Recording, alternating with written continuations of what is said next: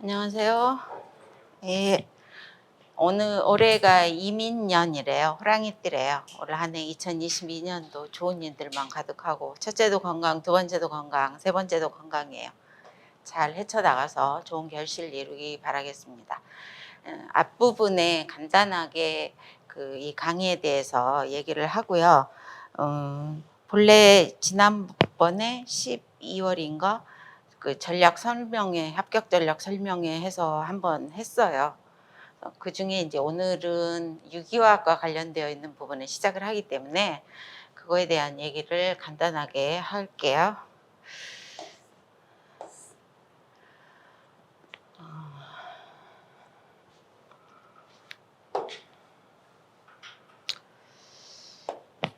먼저 지금 1차 발표가 일단 났고요. 그것도 12월 31일 날 났어요. 12월 31일 날 났는데 생각보다 뭐 어떤 지역은 점수가 높다 뭐 말이 지금 많은데, 제가 그동안에 강의하면서 느꼈던 거는 뭐냐면, 시험이 보통 사람들이 느끼는 체감에 어려웠다라고 하는 거는 평균 점수가 내려가는 거예요. 윗선은 어느 해나 큰 변화가 없어요. 어느 지역이 지금 컷이 좀 낮다라고 하는 거는 윗선은 다 있는데 그 한 사람만 밑에 있을 수 있어요. 그래서 항상 공부를 할 때 컷을 보고 공부하면 안 된다는 거죠. 그런 생각들도 하고, 제가 늘 얘기하는, 건강하지 못하면 아무것도 못해요. 12월까지 못 버텨요. 버텨야 되는 그런 게임이고, 또 하나는 임용이다라고 하는 부분이, 지금 최근 뉴스에 나오는 거는 이제 국영수 과목하고 공통 과목이라고 되어 있는 것들은 4대 출신만 시험을 보게 한다라는 게 이제 시작을 하려고 하나 봐요. 시작하려고 하면 적어도 4, 5년은 걸려요. 그래서 그게 또 어떤 변수로 작용할지를 모르는데, 임용이라고 하는 이 과정은 결국은 선생님이잖아요. 내가 선생님이 돼서, 과학 선생님이 돼서, 화학 선생님이 돼서 학생들을 가르치는 거거든요. 그러면 선생님에 대한 그 자기 나름대로의 교육관이라든지, 내가 정말 선생님이 되고 싶은 건지, 아니면 남들이 얘기해서 내가 선생님이 되려고 하는 건지, 그런 게 굉장히 중요한 게 뭐냐면, 내 의지로 한 거는요, 힘든 일이 왔을 때도 버텨요. 근데 남이 얘기해서 내가 어떤 일을 하다 보면 힘든 일이 오면 아예 할 수가 없어요. 중간에 쓰러지고 이런 경우들이 많거든요. 그래서 그러한 것들을 항상 생각을 해라. 그리고 이제 2차에서 면접하고 이럴 때 어떤 선생님이 되기를 원하느냐, 이런 질문들을 많이 한대요. 그래서 그 교사가 가지고 있는 교사는 나는 어떤 교사가 되겠다. 그리고 이제 또 가끔 물어보는 게 뭐냐면, 그러면 가장 좋아하는, 존경하는 선생님은 어떤 선생님이 계셨습니까? 이런 것도 물어본대요. 저는 2명이 있어요. 2분이 있는데, 한 부분은 고등학교 1학년 때 그 화학 가르치던 선생님이요. 제가 그 선생님 때문에 사실은 화학했어요. 나는 화학이 희자도 싫어하던 사람인데 그런 게 있거든요. 근데 그 선생님은 그냥 느낌이 선생님이에요. 그래서 저러한 선생님이 되고 싶다. 저 선생님 같은 분처럼 되고 싶다. 그러니까 제가 사람을 보는, 판단하는 여러 가지 중에 하나가, 글씨 잘 쓰는 사람을 굉장히 좋아하거든요. 글씨 잘 쓰면 전체적인 거에서 그 사람의 그 어떤 색깔 이런 걸 나타내는데, 글씨 잘 쓰는 사람이 참 멋있다. 근데 이 선생님 글씨 되게 못 써요. 그래서 우리 수험표 써주는 것 자체도 조마조마할 정도로, 제대로 내 이름 써줄까 이럴 정도로 못 썼어요. 근데 내가 만들어 놓은 틀, 그런 게 다 필요 없는 거예요. 그냥 그 선생님이 좋으니까. 그 선생님을 뵈서 참, 나는 인생에 이렇게 멋진 선생님을 만났구나 라고 하는 그런 거고, 또 하나는 우리 아버지요. 우리 아버지가 초등학교 선생님 교사로 시작을 해서 마지막에 초등학교 교장선생님으로 돌아가실 때까지 42년 그렇게 하셨는데 멋지셨어요. 그냥 선생님이에요. 아파트 단지에 있는데 아파트 단지에 버스가 들어오잖아요. 그러면 옛날 시절이니까 이렇게 사람들이 막 그냥 옹성옹성 있고 막 서로 빨리 들어가려고 그러고 그러면 그걸 용납이 안 돼요. 빨리 줄 서라고. 그래가지고 멀리서 우리 아버지가 나타나면 사람들 그냥 줄 서고 그랬죠. 학교에 교장선생님인데도 학교에 제일 먼저 출근하시고. 근데 선생님으로서는 되게 멋졌다 이런 생각을 하거든요. 우리 아버지가 돌아가신 지가 40년이 넘었는데도 한 번씩 생각을 해요. 그러니까 교생습 나가서 지도안을 짜고 이런데 그때 병원에 계셨는데 가서 아버지 내가 이렇게 지원자 이제 봐달라고 그랬더니 이거는 이렇게 해라 라고 얘기를 해주셨던 거거든요. 그래서 참 멋진 분들을 만났다. 이런 교사관은 항상 있어야 돼요. 그게 있어야 내가 이 규직 이수를 하고 그다음에 임용 시험을 준비를 해서 그 과정을 거쳐서 선생님이 되려고 하는데 인생의 길이로 보면 얼만큼 될지는 모르지만 그 기간 동안에도 여러분들 하루에도 막 이러잖아요. 내 마음도 그렇고 주변 상황도 그렇고 이럴 때가 있거든요. 그걸 다 극복을 해야 된다는 거죠. 그래서 그런 생각을 항상 해라 이런 부분이고 어쨌든 2022년에 1차 시험까지는 지금 끝난 거고 18일, 9일 이때쯤에서 2차 지금 대부분 지역에서 진행을 합니다. 총 23문항, 우리가 얘기하는 A형과 B형의 23문항에 각각 40점씩 80점의 배점이 돼서 있었는데 제가 늘 얘기하는 이게 정말 커요. 교육론 6문제가 나왔거든요. 그러니까 예전에는 2점짜리 교육론 문제가 있고 그랬는데 그런 거 없이 4점짜리만 6문항이 나왔어요. 근데 이 교육론 점수가 이거 2개잖아요. 무기 2개예요. 무기 우리 공부하려고 하면 시간이 얼마나 많이 드는데. 그러니까 이 24점을 공략을 해라. 이게 굉장히 큰 거다. 6이 14점. 얘네들이 대략 14점이에요. 분강 하나가 들어가고 이런 식으로. 그래서 5과목이라고 했을 때 이 5과목, 분강까지 6과목이다라고 했을 때 6과목을 엄청 잘한다. 다 잘한다. 그러면 그 사람은 전국 수석이에요. 그러니까 뭐냐면 사람이 완벽할 수가 없어요. 하나는 못해요. 그러니까 내가 좀 약한 게 있어요. 그러면 잘하는 거를 조금 더 잘할 수 있도록 해라 라고 하는 부분이 포함을 하고 있고 분강 같은 경우는 올해 분강 문제가 그렇게 어렵지 않았는데 이 2점이 생각보다 크다는 거죠. 생각보다 크니까 이거를 무시하지 말아라 라고 하는 부분이고 그 다음에 이제 4문항, 5문항 이 5문항의 경우는 무기하고 비슷하게 어떤 경우는 무기로 나타날 수도 있고 뭐 이런 부분들이 있는데 물리는 기본적으로 4문항 내지 5문항이 나와요. 2022년, 21년 분석과학은 지금 3문항이 나왔어요. 그러면 여러분들 2023년도 3문항이 나올 수 있어요. 그런 관계들을 항상 신경을 써라. 교육론은 시간 날 때마다 투자를 하세요. 1차적인 거는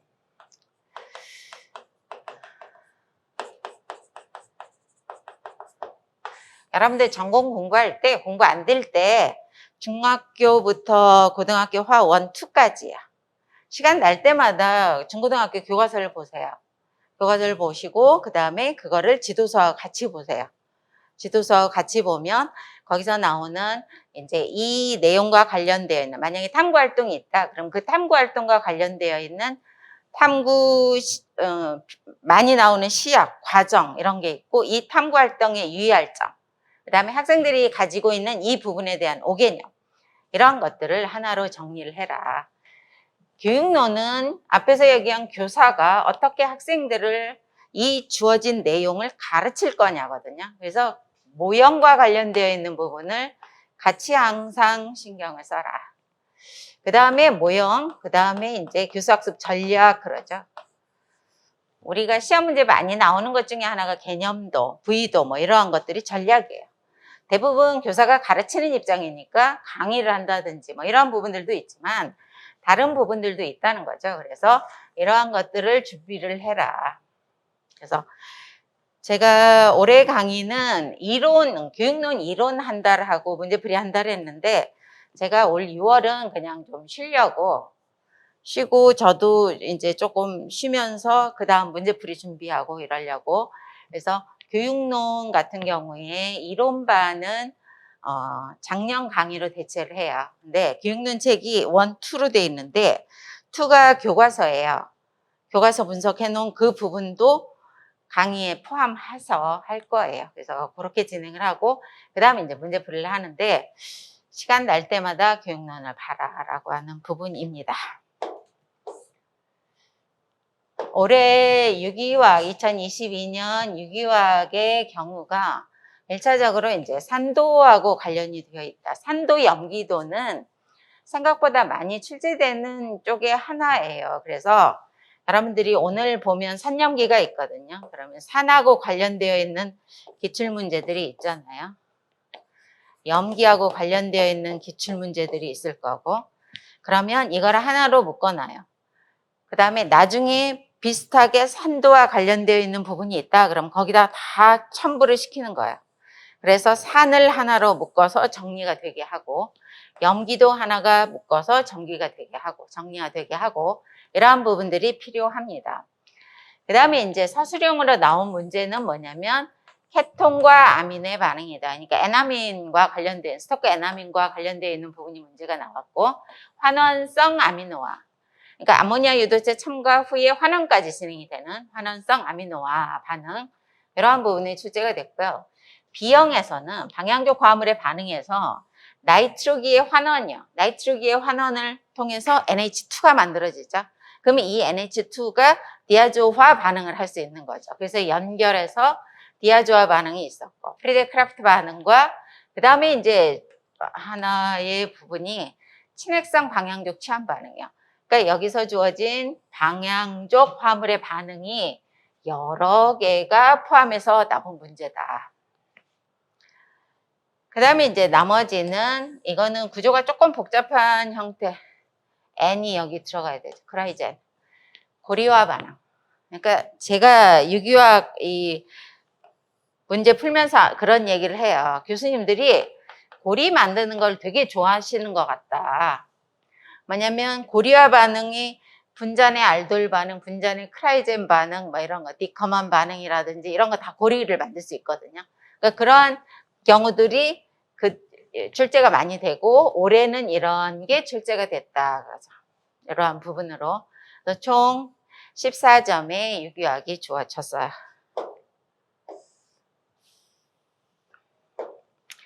유기화학의 출제 영역에 실제는 여기에 더 많이 있는데 다 잘라버렸고요. 이거를 나누기 나름이에요. 유기는 구조와 결합, 뭐 산염기, 그 다음에 작용기, 실험 뭐 이런 식으로 나눌 수 있는데 산염기가 보면 그래도 최근에 꾸준히 나오는 쪽이 하나다라고 보시면 되고요. 그 다음에 여기에 지금 알케인, 알키랄라이드, 알켄, 알카인, 알코올, 에터, 방향족 화합물, 알데히드, 케톤, 산, 그 다음에 아민 이런 게 다 뭐예요? 작용기별 이렇게 돼요. 그러니까 알케인 자체는 작용기라고 표현할 수는 없지만 작용기별 반응들이에요. 그러니까 얘네들이 어떤 반응을 하는지 제가 유기 공부하면서 하라고 하는 부분 중에 하나가 뭐냐면 작용기가 나왔어요. 문제에서.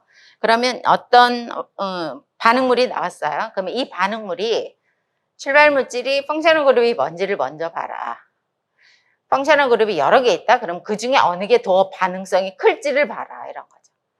그 다음에 이제 화살표에 반응물들이 있잖아요. 반응 시약들이 있어요. 그러면 그 시약이 강산인지 약산인지 염기인데 강염기인지 약염기인지 그러면 얘는 어떤 반응을 할 수 있는지 이런 경우들을 다 생각을 해야 되거든요. 그래서 작용기별 첫 번째는 제가 얘기하는 거 하나는 합성을 해봐라예요. 만약에 여기 알코올을 만들어야 된다. 그럼 알코올을 어떻게 합성을 할지 내 머릿속에 다 떠올라야 돼요. 그러면 알켄에다가 물을 첨가해도 알코올 만들어져요. 그렇죠? 그러한 합성 방법들이 여러 개가 있을 거예요. 그래서 그걸 알아야 되고 두 번째가 이 작용기별 어떤 반응을 하느냐 그거죠. 알코올 하면 여러분들이 떠오르는 첫 번째가 뭐예요? 저는 탈수 반응이요. 탈수 반응을 한다. 방향족 화합물의 반응이다. 그러면 방향족 화합물은 친전자성 취한 반응이야. 그래서 벤젠으로부터 1취한 벤젠을 만들 수 있고 2취한 벤젠을 만들기 위해서는 지향성인 것을 고려를 해야 된다. 그리고 친핵성 반응이 있더라. 이런 부분. 여기에 알킬 할라이드가 있다. 그러면 얘네들은 SN1, 2, E1, E2 이런 반응을 할 거다. 그 다음에 여기 알케인 같은 경우에는 무슨 반응을 해요? 라디컬 취한 반응을 한다. 이렇게 펑셔널 그룹별로 중요 반응들을 다 기억을 해야 돼요. 그 다음에 여기에 이제 각각의 또 다른 그 펑셔널 그룹별로의 특징. 다만 여기에서 반응을 할 때 플러스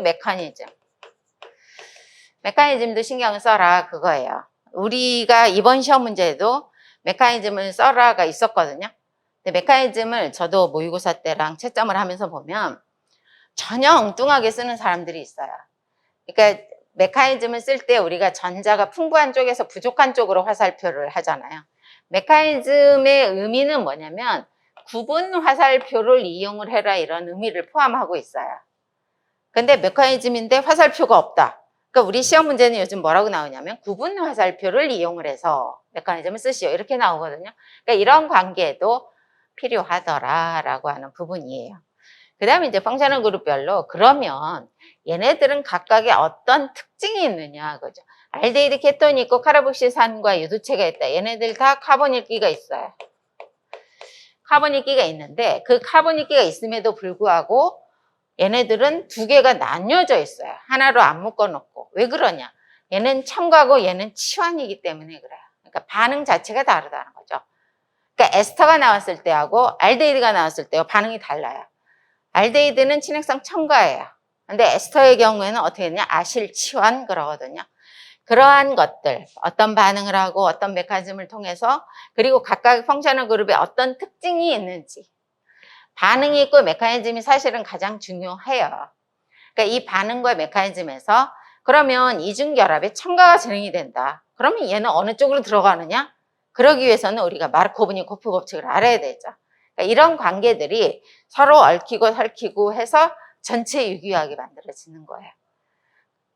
고리형 협동 반응은 뭐 매번 나오는 건 아니고 그 다음에 아민이 여기 올해 시험 문제 있었어요. 그러니까 디아조늄 염화하고 관련이 되어 있는 부분 아민도 있다라고 보시면 되고 실험은 매번 나오는 게 아니고 최근에는 나오지 않았어요. 최근에는 나오지 않았다. 이게 유기화학이다. 그런데 유기화학이 우리 보면 보통 교재가 메타책도 교재가 다른 것보다 두껍거든요. 이게 전혀 전체적으로 보면 1000페이지 넘는 유기화학 전공책을 보는 거잖아요. 그러니까 할 게 되게 많다 이렇게 생각을 하시면 돼요. 거기서 중요한 게 뭔지 그 관계를 봐라. 12월 31일 2021년 발표가 난 거에 보면 경쟁률은 광주 1명 뽑는데 20명이 왔었고 1차 합격선이 제주도가 50점 그랬는데 서울이 68.34 이렇게 나온 거예요. 서울이 굉장히 높았죠. 대략 60점 된 나오리라고 생각을 했지만 컷이 이렇게 높으리라고는 생각을 못했어요. 그러면 사람들이 다 그러죠. 아유, 난 경기도 볼걸.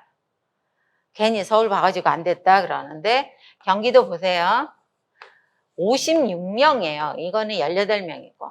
그러면 이 18명부터 쭉 내려와서 56도까지 했으면 이 점수가 나왔다. 이러면 이 경기도도 만만치 않은 점수예요. 이 점수가. 그래서 예전에 서울 시험 계속 보다가 안 돼서 경기도 가고 뭐 이런 사람이 있는데 경기도 갔더니 금방 될 것 같아도 그렇지가 않아요. 경기도는 배점이 1점 차이에 20명씩 있어요. 그래서 그런 부분들까지 고려를 해라. 여기 보면 뭐 봐요? 4명, 3명, 2명 뭐 이러잖아요. 많이 안 뽑잖아요. 그러니까 우리는 1등 아니면 2등을 해야 돼. 합격을 하는 지역별로 그럴 수가 있다. 그 얘기예요. 그리고 계속 지금 한 몇 년 동안 계속 130에서 150 사이는 지금 임용 인원이 나오고 있거든요. 경쟁률, 지금 1차 합격자가 212명이에요. 굉장히 많이 떨어져요. 1차에서 또. 근데 그 사람들이 최종 발표가 2월에 나오잖아요. 1월 말인가? 2월에 나오잖아요. 2월 초인가? 그렇기 때문에 충격이 더 컸고 그 다음에 2월까지 지나가고 나서 다시 시작을 하려고 그러니까 손이 안 잡혀서 1차 됐던 사람이 그 다음에 공부를 만약에 새로 한다 이럴 경우에 적어도 5, 6월 정도 돼서 시작하는 경우들을 많이 봤어요. 그럼 그 다음에는 1월에 시작한 사람보단 그만큼 늦어져 버려요. 그런 부분도 있다.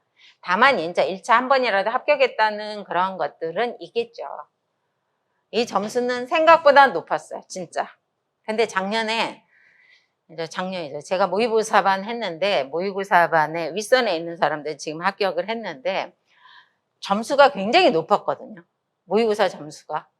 내가 아는 문제여도 그렇게 답쓰기가 생각보다 쉽지가 않았는데 점수 높은 사람들이 몇이 있었는데 전체적으로 그 서울이 굉장히 높은 점수였구나. 그러면 아예 제주도 갈걸? 제주도는 많이 못 가요. 아무래도. 배 타고 가거나 아니면 비행기 타야 되는데 그게 쉽지가 않죠. 이런 부분들이 있어요. 지금 이제 1차 합격한 사람들은 2차 준비한다고 정신이 없을 시기인데 내년에도 이 정도 컷은 나올 거예요. 그러면 적어도 1차에서 65점 정도는 맞아야 되는 그런 관계가 되는 거죠. 근데 교육학이 이번에 어땠는지 모르겠는데 교육학 점수도 꽤 크잖아요. 20점이면. 그게 굉장히 크게 작용할 수 있다. 그래서 나중에 최종 발표 나면 1차 점수, 2차 점수 이런 거 나오는 걸 보면 전공 배점을 보면 알 거예요. 이게 22년이고 21년도에 우리 인천 합격한 미스터 공 80 몇 점 나왔던 것 같거든요. 굉장히 점수가 높았어요. 그렇게 점수 안 나오는데. 근데 그 학생이 잘했어요.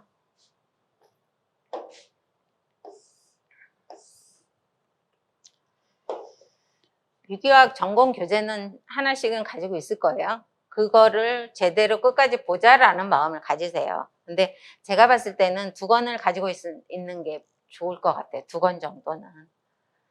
여기에는 지금 솔로몬은요, 12판이 번역판이 나왔고, 맥머리 9판, 스미스 6판, 웨이드 8판 이렇게 했는데, 플러스 카레이라는 책도 이것도 굉장히 많이 쓰이는 책 중에 하나고요.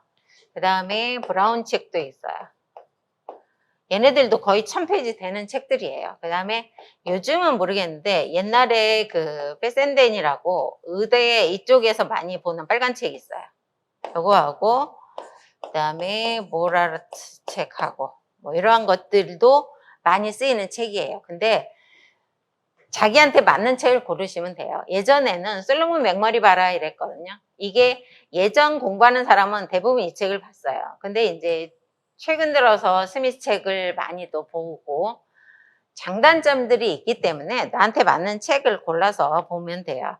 그래서 솔로몬을 보다가 해결이 안 되면 맥머리를 찾아본다든지 뭐 이런 식으로 하시면 되는데 처음부터 끝까지 보는 게 중요하다. 이렇게 생각하시면 됩니다. 유기학 공부는 쉽게 접근하는 것 같지만 또 그렇게만 쉽지만은 않을 수 있다라고 하는 부분인데 첫 번째 기출문제예요. 그동안에 나왔던 기출문제를 정리를 하는 부분이 필요하고 또 하나는 이거를 변형해서 문제를 만들어 보세요. 실력이 느는 것 중에 하나는 뭐냐면 기출문제만 계속 보는 게 아니고 그 기출문제를 또 다른 문제, 똑같은 내용을 놓고 문제를 변형해서 만들어 보세요. 문제를 만들어 보는 게 굉장히 중요해요. 그래서 스터디할 때 각각 문제 한 문제씩 만들어 와라 그러면 여러분들이 해본 사람은 알겠지만 그 문제 한 문제 만드는데 몇 시간씩 필요하거든요. 그게 실력이 되는 거예요. 그래서 기출문제에서 지금 공식적으로 기출문제에서 어느 정도는 출제를 해라 라고 되어 있기 때문에 그거를 생각하시면서 그 기출문제가 나왔다. 그러면 그거를 변형시켜 보는 거예요. 변형시켜서 그 옆에 놓고 그러면 기출문제 한 문제당 내가 어떤 거는 한 문제 변형이 될 수도 있지만 어떤 거는 3문제를 만들 수도 있더라. 이렇게도 만들어보고 저렇게도 만들어보고 이러한 변형 문제. 첫 번째는 무조건 기출문제가 방향을 제시해 주기 때문에 그래요. 우리가 어디로 나아갈지 방향을 제시해 주기 때문이다 라고 보시면 됩니다. 그 다음에 이제 기출문제가 어느 정도 됐어요. 근데 요즘 한두 문제는 조금, 이렇게까지 할 필요 있나라고 이제 예전보다 탄소의 개수가 많다든지 구조가 복잡하다든지 뭐 이런 부분들이 있거든요. 그러면 일단 주어진 화합물이 있고 화살표에 반응 시약이 있고 생성물을 쓰시오. 이런 게 기본적이잖아요. 그러면 반응물은 어떤 특징이 있는지, 아까 얘기한 대로 펑션은 그룹이 뭐고 얘는 어떤 특징이 있는지, 그러면 여러 개가 있다면 그 중에 어느 게 반응을 할 건지를 찾아야 되는 거죠. 그러니까 주어진 알킬할라이드인데 얘는 SN1으로 갈지 2로 갈지 1으로 갈지 2로 갈지를 찾아야 되기 때문에 그러한 부분들. 그 다음에 시약의 특징을 살펴봐라. 반응 시약이 딱 나오면 이게 어떤 시약인지를 알고 이건 무슨 반응인지를 알아야 생성물을 찾을 거 아니에요. 그래서 그 시약의 특징도 봐라. 우리가 보통 반응물을 공부하고 생성물을 하면서 반응 시약을 그냥 눈여겨보지 않는 경우들이 있어요. 만약에 LDA라는 시약이 나왔다. 그러면 얘는 뭐예요? 염기예요. 염기인데 강염기예요. 그냥 강염기냐? 입체장애가 큰 강염기예요. 그래서 친액체로는 작용을 안 하고 여기에서 주어진 것처럼 뭐예요? 염기로 작용을 하더라라고 하는 이런 특징이 있으니까 입체장애가 복잡한 내부 수소를 제거하는 것보다 입체장애가 없는 쪽의 수소를 제거하더라. 이런 특징들이 있는 거 아니에요. 그러니까 그 시약의 특징도 살펴라 라고 하는 부분입니다. 그리고 나서 메커니즘도 직접 만들어 봐야 되죠. 그러면 이 메커니즘을 통해서 주생성물, 부생성물 이런 게 나와요. 근데 최근 시험 문제 계속 나오는 게 뭐냐? A의 주생성물과 부생성물 B를 얻었다. A 구조, B 구조를 적고 왜 A가 얻어졌는지를 설명하시오. 이런 부분들의 문제가 나오거든요. 보통 시험 문제 나오는 거 보면 우리가 일반적으로 생각하는 마르코브니코프 법칙이라든지 이런 거에 의해서 이러한 알켄이 얻어질 것이다 라고 하는데도 불구하고 전혀 다른 게 얻어질 수가 있어요. 그건 마르코브니코프 법칙이 아닌 사이체프 규칙에 의해서 알켄을 만들 때 그러한 부분들이요. 근데 저도 시험 문제 낼 때 그렇지만 그때 보통 사람들이 예상하는 주, 부가 바뀌었을 때를 시험 문제 많이 돼요. 그래서 공부를 하다 보면 그런 게 있을 때 특별하게 표시를 해놓고 그걸 따로 정리를 해놓으세요. 그래서 여러분들이 공부할 때 여러분들은 어떻게 공부하는지는 모르겠지만 이렇게 책을 하나를 본인이 만드는 형태, 문제책을 만든다든지 근데 만드는데 너무 시간이 많이 되면 예전에 이 메타책이 그런 대로 괜찮게 나와 있어요. 그래서 메타책에다 계속 첨부하고 이런 사람들도 봤거든요. 그래서 그러한 부분들이요. 생성물이 2개 이상이 있다 그럴 때를 항상 확인을 해라. 우리가 그렇잖아요. 알켄에 만약에 들어가는데 얘는 씬으로 들어가는지 엔티로 들어가는지 이런 거 있잖아요. 그런 게 시험 문제에 나올 수밖에 없다는 거죠. 작용기별 특징적인 반응. 아까 알케인이 만약에 있다. 알케인 자체는 작용기라고 안 하지만 알케인은 라디컬 치환 반응이다. 그럼 그 치환 반응이 어떻게 일어나느냐? 뭐 개시 단계를 거치고 전파 단계를 거치고 종결 단계를 거쳐서 만들어진다. 그 큰 특징, 첨가냐 치환이냐. 그러니까 유기 반응을 크게 4개로 얘기한다 그러잖아요. 첨가 반응이 치환 반응. 그다음 뭐예요? 4개가 뭐였지? 자리 옮김 반응. 뭐 이런 것들이요. 하나가 뭐였지? 이렇게 각각의 이제 어떤 반응에 속하는지를 먼저 찾고 벤젠의 반응이다 그러면 친전자성 치환 반응이다 라고 얘기를 하잖아요. 친전자성 치환 반응이다. 대부분 치환인데 그것에 다른 반응이 있는 게 친핵성 치환이잖아요. 친전자성 치환이 아니고 친핵성 치환이잖아요. 그러니까 친핵성 치환이 시험 문제가 나오는 거예요. 그러면 그 친핵성 치환이 있는데 이거와 비슷한 게 뭐가 있지? 벤자인 반응과 연결을 시킬 수 있는 거죠. 그러니까 보통 벤젠의 반응은 우리가 아레늄 양이온 그러는데 친핵성 치환은 음이온 중간체를 거쳐서 전개가 되거든요. 그러니까 그러한 특징적인 것들을 알고 있어야 한다. 보통 예전에 어떤 회사에 취업을 한다 그러면 어느 정도 유기화학 책을 봐야 합격을 합니까? 그러면 7번 봐라, 8번 봐라 라고 하는 부분이 뭐냐면 많이 보면 보여요. 반응 구조를 보고 하면 얘는 이런 반응이구나 이런 게 보여요. 또 하나는 여기 기출문제를 분석한다 그러면 전공책의 내용을 확인한다 그랬잖아요. 전공책을 찾아보면 여기 부분인데 이게 시험 문제가 나왔어요. 그러면 얘네들이 또 나올 수도 있을 거 아니에요. 그것 때문에 같이 확인해 봐라 그거예요. 메타책은 여러 개 유기화학 책의 내용들을 합했어요. 그런데 그 중에서 만약에 이제 솔로몬에 있는 내용이 들어갔다. 그러면 솔로몬 책 가지고 있는 사람들은 그 메타책에 있는 내용을 이렇게 확인을 해보는 거죠. 그러면 윗부분이 출제가 되는데 밑에 부분, 이게 출제가 안 됐다. 그럼 아, 이게 무슨 내용인지를 다시 한번 확인을 해서 출제된 부분과 출제되지 않은 부분을 같이 공부를 하셔야 된다. 그죠. 그러니까 교수님들의 특징이 남이 낸 문제는 안 내리려고 하시는 것 같아요. 그러니까 생각지도 않은 부분에 나올 수도 있다 이런 거거든요. 그러니까 프리드 크라프트 이번에 시험 문제 나온 것도 보면 그게 고리를 만드는 과정인데 그게 책에 있어요. 그 밑에 이런 부분으로 보충 뭐 이런 식으로. 그래서 항상 기출된 영역을 표시를 하고 전공책에 어느 쯤 내용이 있고 그러면 이 부분에 출제된 영역이니까 출제되지 않은 부분은 이것일 것이다 라고 하는 것까지 확인을 해라 라고 하는 부분이에요.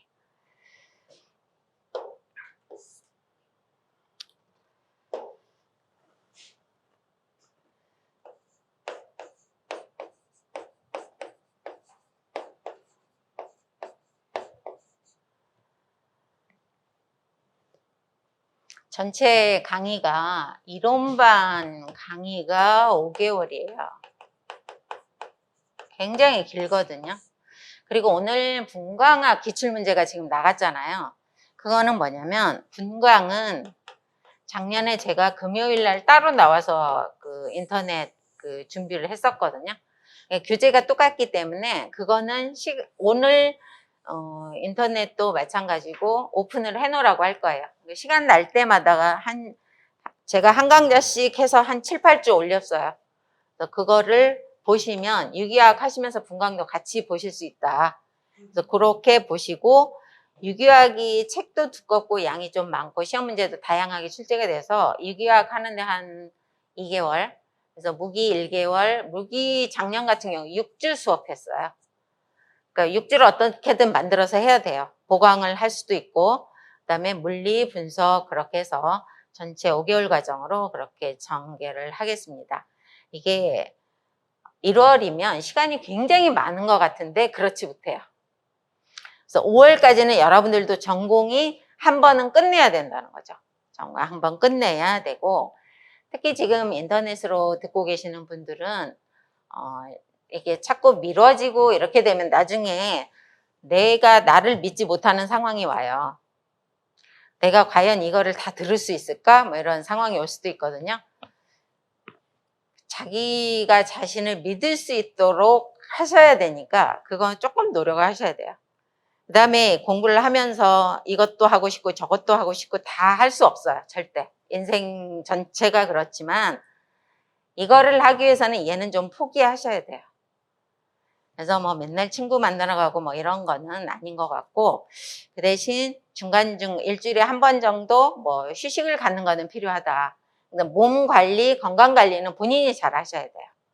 이렇게 해서 전체적인 5개월 과정의 이론반을 시작을 하겠습니다. 그래서 잠시 쉬었다가 바로 유기화학 시작하도록 하겠습니다. 오케이.